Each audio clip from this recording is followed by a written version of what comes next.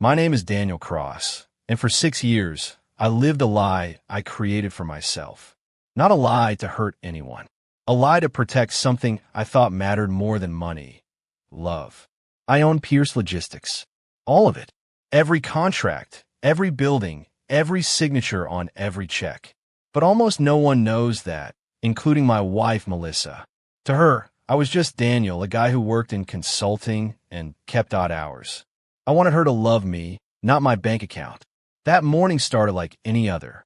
I walked into the kitchen and found Melissa scrolling through her phone, thumb moving fast, eyes locked on the screen. "Morning," I said, pouring my coffee. Melissa jumped like I'd caught her doing something wrong. "God, Daniel, you scared me." "Sorry. Everything okay?" "Fine. Just work stuff." She turned the phone face down on the counter. I didn't think much of it then. I should have. "You're going out again tonight?" I asked. "Girls' night with Jenna," Melissa said, not looking up. "Third one this month." "Is that a problem?" "No," I said, though something in my chest tightened. "Just noticing." Melissa grabbed her bag and kissed my cheek, quick, distracted. "I'll be back late. Don't wait up." I watched her leave and told myself I was overthinking things. 6 years of marriage teaches you to trust the silence between words. I chose to trust it. At the office, Grace Whitfield was waiting for me before I even reached my door. Grace has been my executive assistant for 4 years, and she doesn't waste time on small talk when something's wrong. "Daniel, we have a problem," Grace said. "What kind of problem?" "Confidential files. The Meridian contract, the shipping route data, the pricing structure for next quarter. All of it's gone for the share drive." I set my briefcase down slowly. "Gone how?" "Deleted. Or moved. I can't tell yet. But someone with access did this on purpose." "Who has access to that folder?" "6 people," Grace said, "including Ryan Pierce." My jaw tightened at the name. Ryan Pierce worked in mid-management, 3 floors below my office, and he had no idea I was the man who signed his paycheck. To him, I was invisible, a name on paper. "Ryan wouldn't have a reason," I said. Grace crossed her arms. "Everyone has a reason, Daniel. You just don't know his yet. Keep digging." Quietly. "I don't want a company-wide panic over missing files that might just be a system glitch." "It's not a glitch," Grace said flatly. "I've worked here long enough to know the difference between a mistake and a message." I didn't answer her right away. Some part of me didn't want to hear it. That night, Melissa came home a little after 11. I was still awake, sitting in the living room with the lights low. "You're still up," Melissa said, surprised. "Couldn't sleep." "How was girls' night?" "Good. Same as always." Melissa moved past me toward the bedroom, phone clutched tight against her chest like a shield. "Melissa," I said. She stopped. "What? You've been different lately. Distant. Guarding your phone like it's a bomb. Disappearing 3 nights a week." "I'm not blind." Melissa's face shifted just for a second, something close to guilt flashing behind her eyes before she buried it. I didn't realize checking my phone was a crime now. "That's not what I said. It's what you meant." Melissa's voice sharpened. "You think I'm hiding something?" "I didn't say that either." "Then what are you saying, Daniel?" I looked at her, really looked, searching for the woman I married. "I'm saying I love you, and I want to trust you. That's all." Melissa's shoulders dropped, and for a moment, she looked almost sad. "I love you too. I'm just tired. Work has been a lot." "You were part-time at a boutique, Melissa." "It's still work?" Melissa snapped, then softened. "I'm sorry. I'm just stressed. Can we not do this tonight?" I wanted to push further. Every instinct told me something was wrong, the same instinct Grace had about those missing files. But I looked at my wife's tired eyes, and I chose comfort over confrontation. "Okay," I said. "We won't do this tonight." Melissa kissed my forehead, gentle, familiar, and walked to the bedroom. I sat alone in the dark a while longer, thinking about Grace's warning, thinking about Ryan Pierce's name on that access list, thinking about my wife's guarded phone and her tired excuses. I told myself it was nothing. I told myself 6 years of love doesn't unravel over missing files and late nights. I was wrong on both counts, but that night, I still believed I could trust the woman sleeping beside me. That belief was about to cost me everything I thought I understood about my own life. The truth found me on a Tuesday afternoon, hiding inside a phone I wasn't supposed to touch. Melissa left her phone on the kitchen counter while she showered, and it lit up with a message. I wasn't trying to snoop. I told myself that as I picked it up to move it out of the way of coffee spill. But the name on the screen stopped me cold. Ryan Asterisk, did you get the pricing sheet? Vance is breathing down my neck about the Meridian numbers. My hands went numb. I unlocked the phone. Melissa's passcode was our anniversary, something I used to find sweet, and I opened the thread. Months of messages unfolded in front of me. Not just messages. Plans. Melissa Asterisk, I copied the shipping contracts last week. Check your email. Ryan Asterisk, you're a lifesaver. Once I take down this Meridian deal, Vance will have to promote me. That idiot Daniel works, there won't even see it coming. Melissa Asterisk, he's clueless. Thinks I'm a girl's nights. I'm literally just at your place. My stomach turned. I scrolled further, my chest tightening with every message, every laugh emoji, every I miss you, and remember when we were happier. They never ended things. 6 years of my marriage, and Melissa never stopped being Ryan Pierce's. I heard the shower shut off. I set the phone down exactly where I found it, my hands shaking, my mind screaming. Melissa walked out in her robe, humming something, until she saw my face. Daniel? What's wrong? Who's Ryan to you? I asked. The humming stopped. What? Ryan Pierce. Who is he, Melissa? Melissa's face went pale, then hardened fast, like a mask sliding into place. You went through my phone? Answer the question. That's an invasion of privacy. You've been feeding him company information, I said, my voice shaking now. Contracts. Pricing sheets.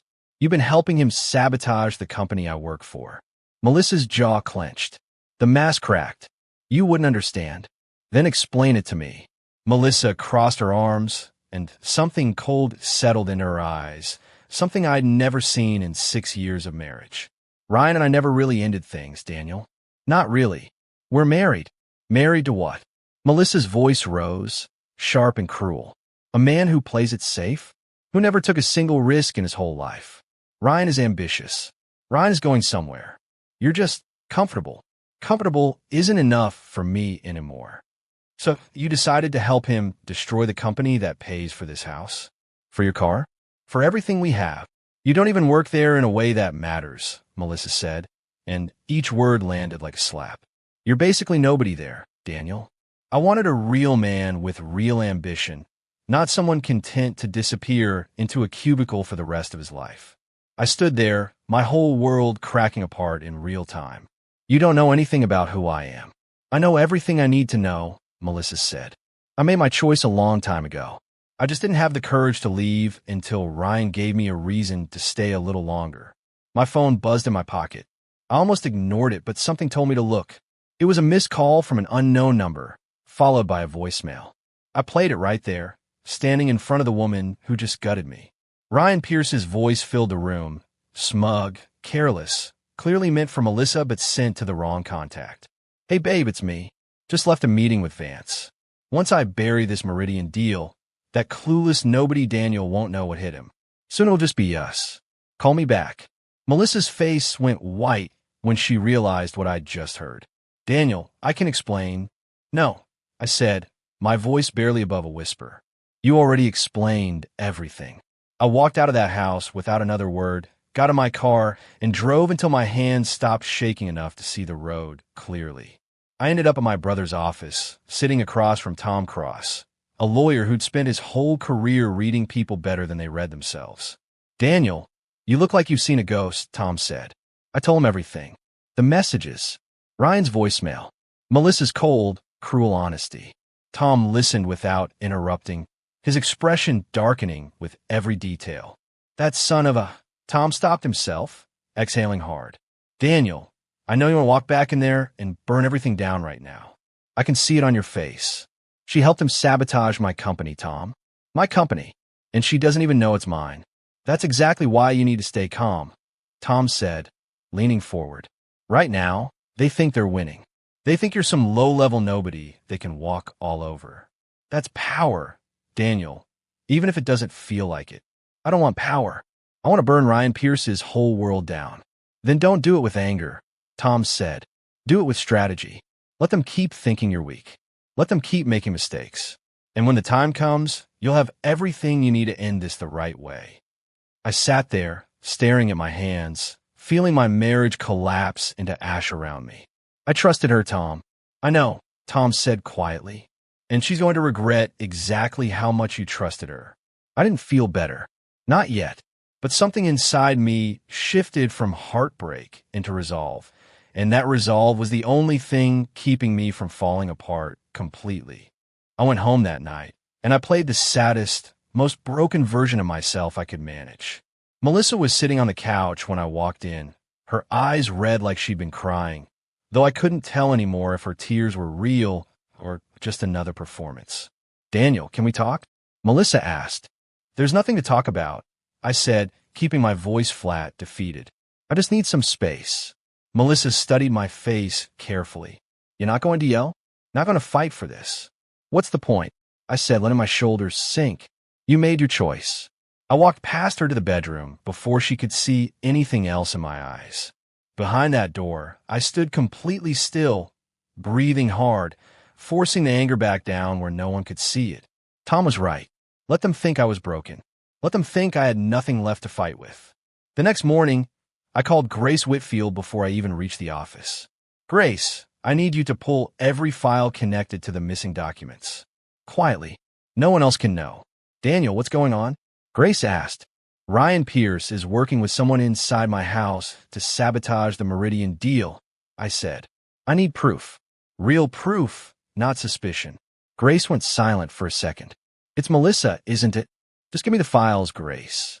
On it, Grace said, and I could hear the fire in her voice. Grace never liked being lied to, and she clearly understood I'd been lied to worse than anyone. That afternoon, I called Sarah Bennett, a childhood friend who'd become a sharp investigative journalist over the years. Sarah and I hadn't talked much since college, but I trusted her instincts more than almost anyone. Daniel Cross, Sarah said when she picked up. It's been years. What's wrong? I need your help with something big, I said. Corporate sabotage. Insider leaks. A story that's going to break eventually, and I want it told right when it does. You're talking about your own company? Sarah asked, surprised. I'm talking about protecting it, I said, but I need this done carefully. No names published yet. Just documentation, timing, and patience. You know, I don't do favors without a good reason, Sarah said.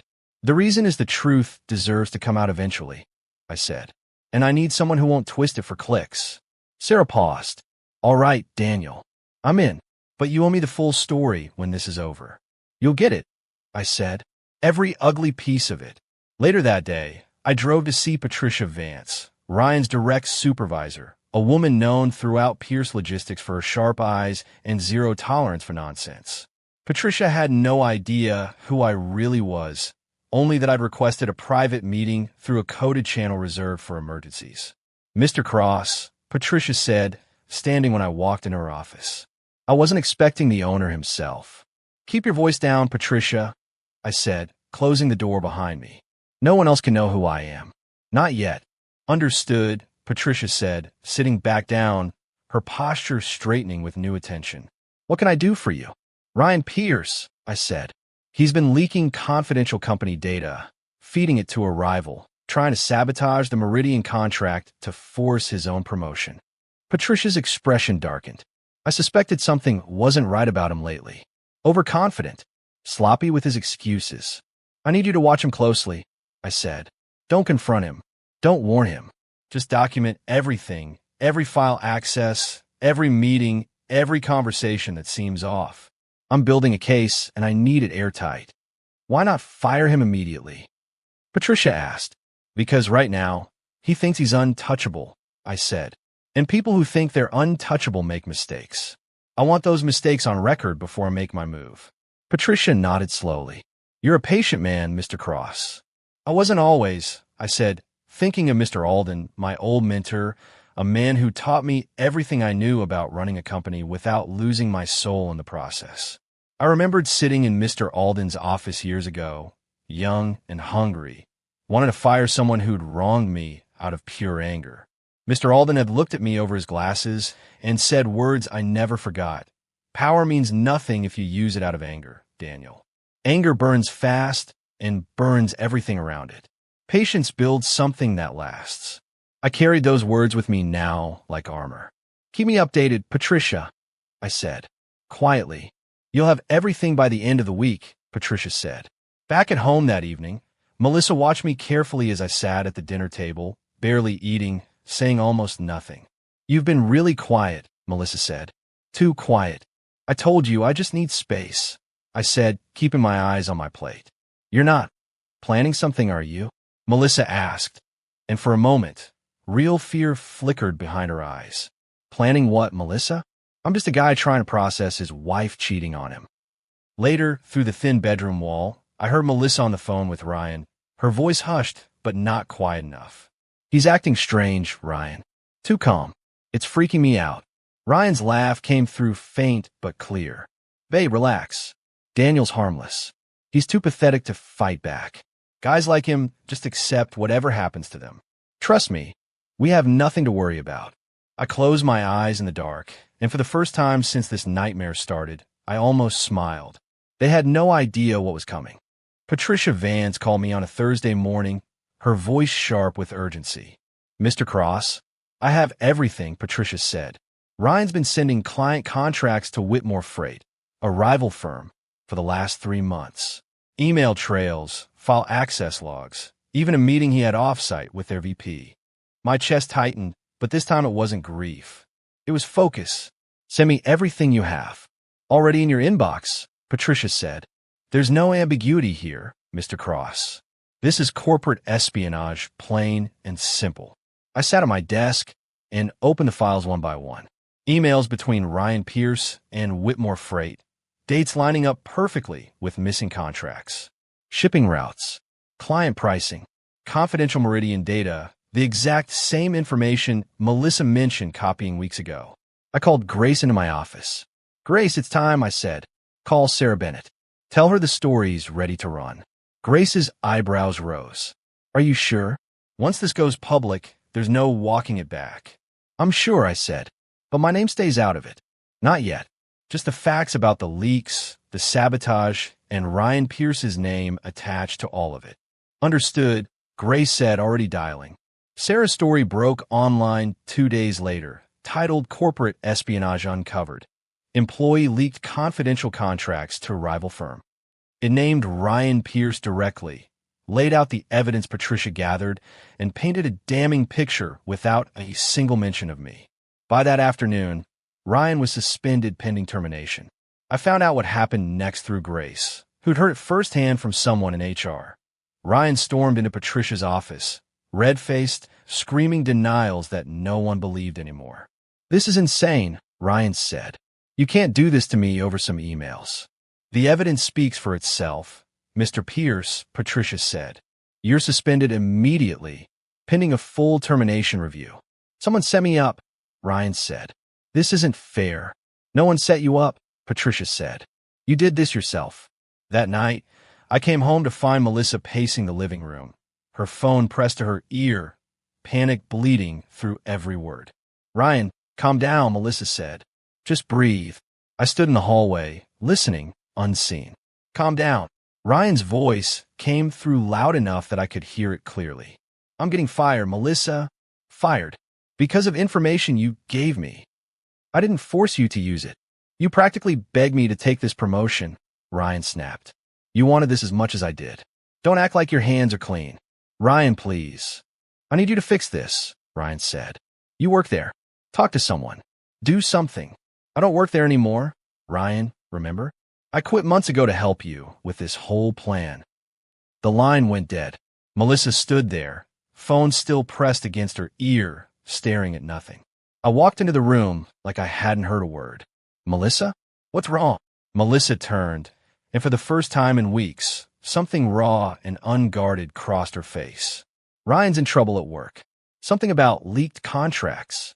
That sounds serious, I said, keeping my voice carefully neutral.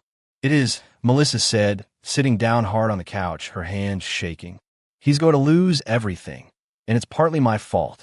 I sat beside her, saying nothing, letting the silence stretch. Daniel, Melissa said quietly, I know I don't deserve this, but can you just sit with me for a minute? I don't have anyone else to talk to. The irony was almost too much to bear. My wife, The woman who helped destroy my company from the inside was asking me, the very man she betrayed, for comfort. What happened exactly? I asked, play my part. Ryan works at Pierce Logistics, Melissa said, the words tumbling out like a confession she'd been holding too long. I used to work there too, in a lower position. I gave him information to help him get ahead, information about contracts, pricing, things I shouldn't have shared. Now he's being investigated, and he's blaming me for pushing him into it. Why would you do something like that? I asked, watching her face carefully. Because I loved him once, Melissa said. Because I wanted to help him become something bigger. I thought it would bring us closer. Melissa looked up at me, tears gathering. I never thought it would actually blow up like this. And the man who owns the company? I asked carefully, does he know who did this?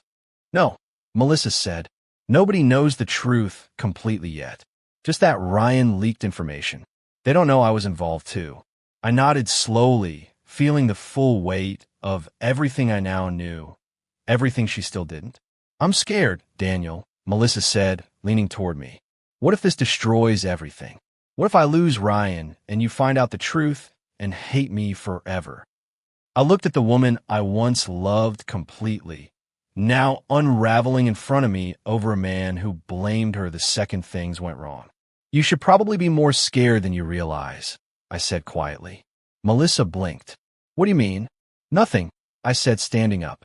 Get some rest, Melissa. Tomorrow's going to be a long day.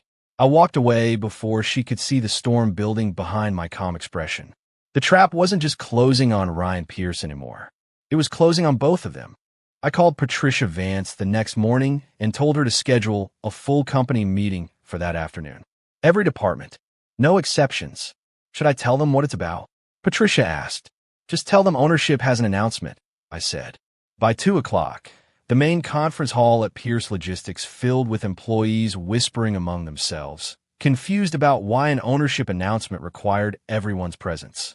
I stood outside the doors in a suit I rarely wore to that building, my heart steady despite everything building inside me. I walked in, and the room went quiet. Ryan Pierce stood near the front, arms crossed, clearly there under protest since his suspension. Melissa stood beside him, holding his arm, offering silent support to the man who blamed her for his own downfall just days earlier. Neither of them looked at me twice as I walked past. To them, I was still nobody. A face they'd seen around the building, nothing more. Patricia Vance stepped up to the small podium at the front of the room. Thank you all for coming on short notice, Patricia said. I'd like to introduce someone most of you have never formally met, though he's been part of this company since the very beginning. Patricia turned toward me. Everyone, this is Mr. Daniel Cross, the owner of Pierce Logistics. The room went completely silent. Ryan Pierce's face drained of color so fast, I almost felt sorry for him. Almost. That's not. Ryan started, then stopped, his mouth hanging open. That's Daniel, Melissa's husband. Beside him, Melissa's face turned white, whiter than I'd ever seen it, her eyes locking onto mine with something between horror and disbelief. Daniel, Melissa whispered. You own this company? I walked to the podium, my voice calm, steady, carrying easily through the silent room. For those who don't know me, I built this company from nothing 16 years ago, I said. I chose to stay anonymous to most of you because I wanted honest work, honest feedback, and honest relationships, not people treating me differently because of what I own. I looked directly at Ryan Pierce. Recently, I learned that one of our own employees leaked confidential contracts, pricing structures, and shipping data to a rival firm, attempting to sabotage this company for personal gain. Ryan's face had gone from white to a sickly shade of gray. Daniel, I can explain. You don't need to explain to me, I said, my voice never rising. You already explained everything in the emails you sent to Whitmore Freight. And in the voicemail you left thinking you were talking to someone else. Gasps rippled through the room. Someone near the back murmured, Wait, he's the one from the article. For months, Ryan Pierce received insider information from someone with intimate access to my life. I continued. Someone who copied contracts, pricing sheets, and confidential data, believing she was helping her boyfriend take down some low-level employee named Daniel who worked here. I turned my eyes to Melissa. Her hand had dropped from Ryan's arm entirely now, her whole body frozen. She didn't know that employee owned the entire company, I said quietly. She didn't know she was helping sabotage her own husband's life's work. Daniel, Melissa said, her voice barely a whisper. I didn't know. I swear I didn't know. I believe you didn't know, I said. That's almost worse, Melissa. You didn't need to know who I was to betray me. You just needed a reason, and Ryan gave you one. The room stayed dead silent. Every employee watching the collapse of two people's lives unfold in real time. Patricia has documented everything. I continued, turning back to the room. Every file access, every leaked contract, every meeting Ryan Pierce had with our competitors. This isn't speculation. This is fact. I looked at Ryan one final time. Ryan Pierce, you're terminated, effective immediately. Security will escort you out, and legal will be in contact regarding the damages caused by your actions. You can't do this, Ryan said, panic finally breaking through his composure. I'll sue. I'll say this whole investigation was personal, that you targeted me because of Melissa. So all you want, I said calmly. The evidence exists independent of my marriage. You sabotaged this company before I even knew about you and Melissa. That's not personal. That's just consequences.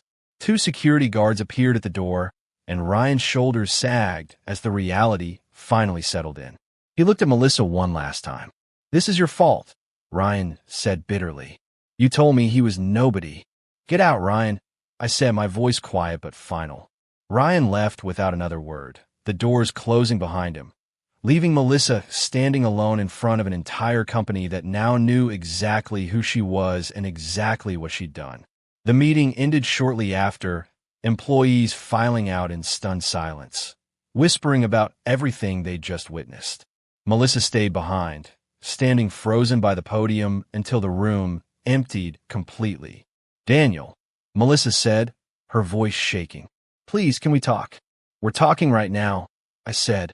I didn't know you owned this place, Melissa said. I swear on everything. I had no idea. If I'd known. If you'd known, would you have still done it? I asked. Or would you have just found a better way to hide it from me? Melissa's face crumpled. I don't know. I don't know anymore, Daniel. I was stupid. I was selfish. I threw away 6 years of marriage for a man who blamed me the second things fell apart. You threw away 6 years of marriage before Ryan ever blamed you, I said. You threw it away the day you decided loyalty didn't matter. Melissa's tears fell freely now. Please, Daniel. I'm begging you. Is there any way to fix this? Any way to come back from this? I looked at the woman standing in front of me, broken by consequences she never saw coming, and I felt something settle inside me, quiet and certain. No, Melissa, I said. There isn't. I walked out of that conference room, leaving her standing alone in the wreckage of every choice she'd made, and for the first time in weeks, I felt like I could finally breathe. I filed for divorce 3 days after the meeting. Melissa called me 17 times that first week. I answered on the 18th, mostly because Tom told me ignoring her completely would only drag things out longer. Daniel, please, Melissa said, her voice hoarse from crying. Can we at least try counseling? I made a mistake, but 6 years has to count for something. It did count for something, I said. It counted for 6 years of me trusting you completely. That's over now. I'll do anything, Melissa said. Please don't do this. I already did it, I said. The papers are with my lawyer. You'll receive your copy this week. Daniel, goodbye, Melissa, I said, and I hung up before she could say anything else. I didn't feel triumphant. I felt tired, the way you feel after setting down something heavy you'd carried too long without realizing how much it weighed. Ryan Pierce's situation, meanwhile, kept getting worse. Sarah Bennett's follow-up article named him directly once the termination became public record, detailing the full scope of his sabotage and his failed attempt to blame Melissa for everything. No company will touch him now, Grace told me one afternoon, scrolling through her phone at my office. 3 firms rescinded interview offers after the story broke. Whitmore Freight cut all ties too, denied ever officially hiring him. Good, I said, though the word fell hollow even as I said it. You don't sound satisfied, Grace said, studying my face. I thought I would be, I admitted. I thought watching him lose everything would feel like winning. It just feels like watching someone drown in a mess he made himself. That's not weakness, Daniel, Grace said. That's just you not being cruel, even when you had every right to be. Tom stopped by my office later that week, dropping into the chair across from my desk with the same tired expression he'd worn since this whole nightmare started. "How are you holding up?" Tom asked. "Honestly, better than I expected," I said. I thought losing Melissa would break me completely. Instead, I feel like I finally see clearly for the first time in years. Betrayal has a way of doing that, Tom said. Either it destroys you, or it shows you exactly what you're made of. I think about Mr. Alden a lot lately, I said. Everything he taught me about patience, about not letting anger control my decisions. I don't think I could have handled any of this without his voice in my head. "He'd be proud of you," Tom said. "Handling all this without losing yourself in the process? That's not easy, Daniel." "I want to do something," I said. "Something that actually means something, not just walking away from this feeling angry and empty." "What are you thinking?" "A scholarship," I said, "in Mr. Alden's name. For business students who can't afford school otherwise. People who need someone to believe in them the way he believed in me." Tom smiled, the first real smile I'd seen from him in weeks. "I think that's exactly right. We set up the Alden Foundation Scholarship within a month, funded by a percentage of Pierce Logistics' quarterly profits.